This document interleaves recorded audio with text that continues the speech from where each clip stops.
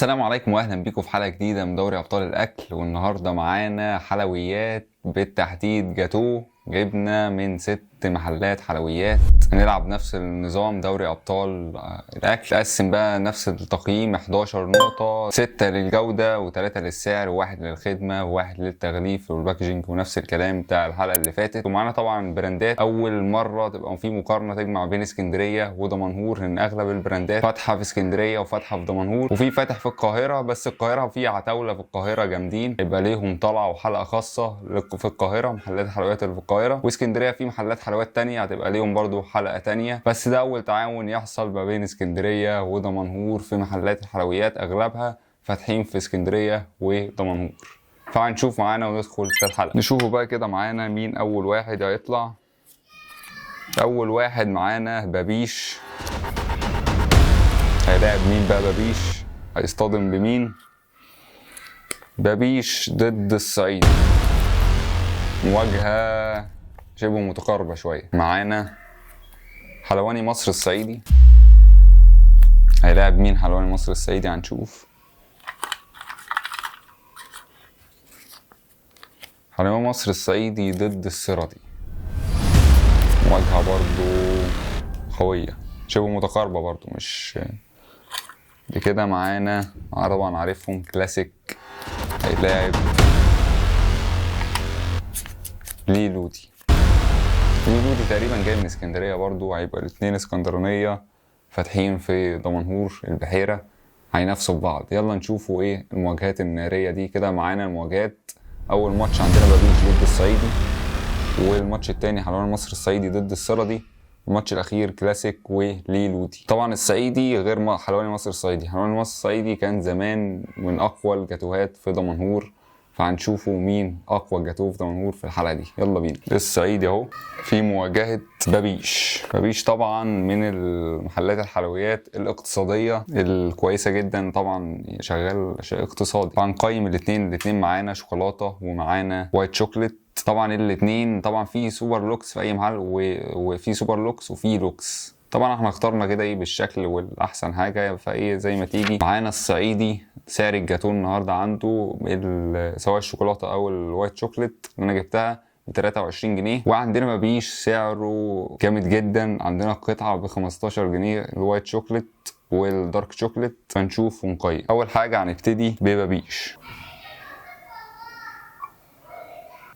بابيش حلو،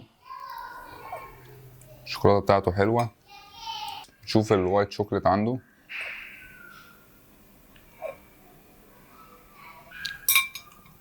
هي كسعرها حاسسها ناشفه شويه، سعرها كويس، بس حاسسها دي لوكس مش سوبر لوكس دي اللي انا جبتها. بس مش مهم، هنقيم برضو الجاتوهات عموما. فانا حاسس الكريمه فيها قليله، وطبعا ناشفه شويه، يعني الكيكه اغلبها كيك، مفيش كريم شانتيه ولا الحاجات اللي في الطبقات في النص كده. نشوفوا بقى الصعيد، انا بتلخبط ما بين الاثنين. يلا نبتدي بالشوكولاته. لا الصعيدي بصراحه ده اللي انا بكلمكم عليه، الكريمه كتيره، الشوكولاته اللي على الوش تحفه جامد. شوفوا الوايت شوكليت.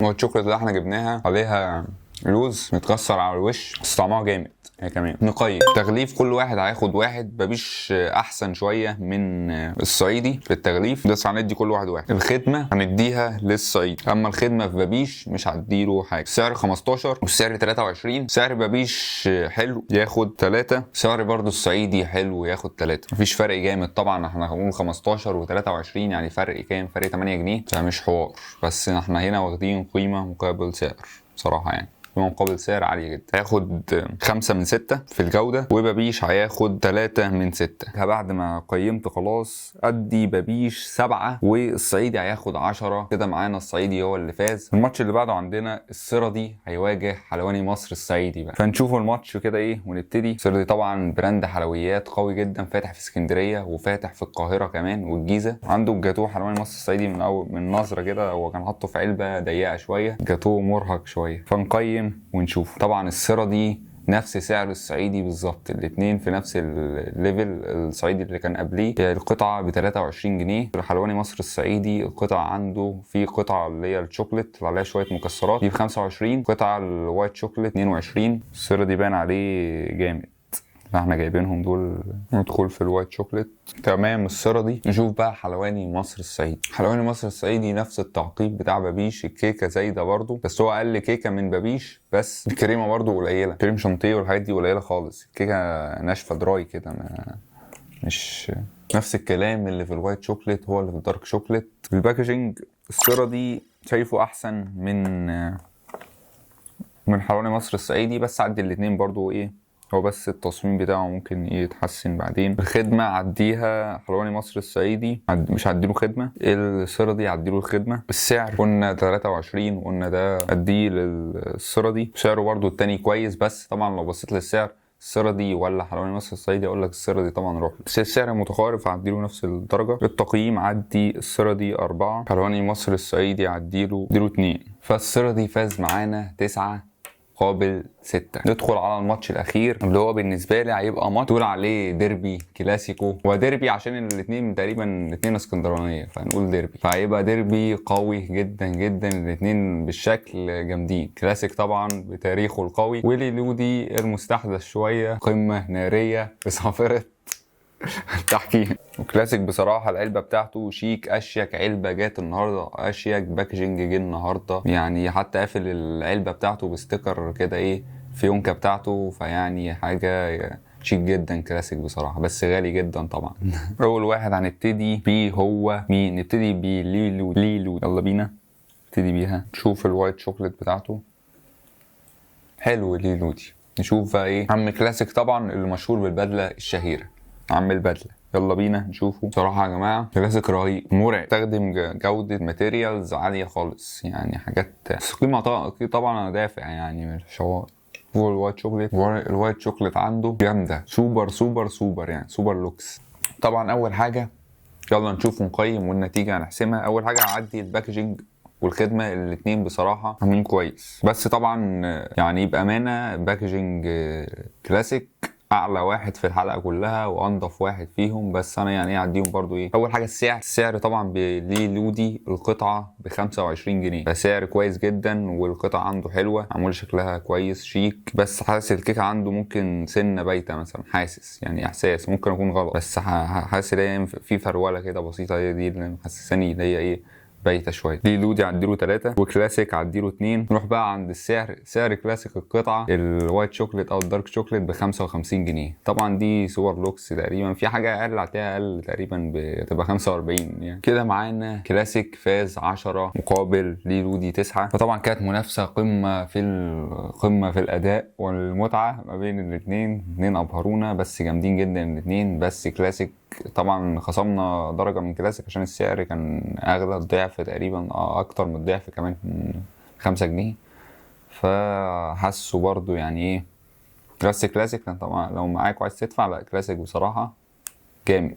طبعا في مقارنات بقى انتظروها، طبعا قلنا في لسه ناس في اسكندريه وفي عتاوله القاهره، فكلاسيك بقى هنشوفه ممكن يدخل معانا ضد عتاولة القاهرة ونشوفه هيعمل معاهم ايه. كده معانا النهائي هيبقى ما بين مين؟ كلاسيك الصعيدي السرد. فده النهائي هنشوف بقى ايه كده ايه نقيمه التلاتة مع بعض هيعملوا ايه. اول واحد الصعيدي هياخد تبقى 9 والسردي 8 والكلاسيك 10. ففاز معانا النهارده افضل جاتوه في دمنهور او في اسكندريه، طبعا الاثنين جامعين جنب بعض، كلاسيك ب 10 نقط في المركز الاول. المركز الثاني معانا الصعيدي، بصراحه قطعه الجاتوه بتاعته كانت مخدومه جدا جدا جدا. والثالث السردي، قطعه الجاتوه حلوه بس اقل من الصعيدي شويه برغم ان الاثنين نفس السعر. فنشوف بقى الثلاث مراكز التانيين الرابع والخامس والسادس. اول حاجه هنقارن طبعا معانا الثلاث تانيين، معانا بابيش مفنكركو حلواني مصر الصعيدي وليه لودي، معانا 8 بابيش و 7 حلواني مصر الصعيدي، وليه لودي أخد 9. ليه لودي هو المركز الرابع، والخامس بابيش، والسادس كان حلواني مصر الصعيدي. ده من وجهة نظر الله. من وجهة نظري أدي كلاسيك المركز الأول زي ما هو، وبعديه أدي الصعيدي، والتالت هديه ليه لودي، والرابع أديه للسردي، والخامس أديه لبابيش زي ما هو، وحلواني مصر الصعيدي هياخد المركز الأخير السادس. دي كانت من وجهة نظري النهارده. لو عجبتك الحلقه ما تنساش اللايك والشير والسبسكرايب وتفعل جرس التنبيهات عشان يوصلك كل جديد. تابعني على السوشيال ميديا، اللينكات في الديسكريبشن، واشوفكم في حلقه جديده من دوري ابطال الاكل. سلام.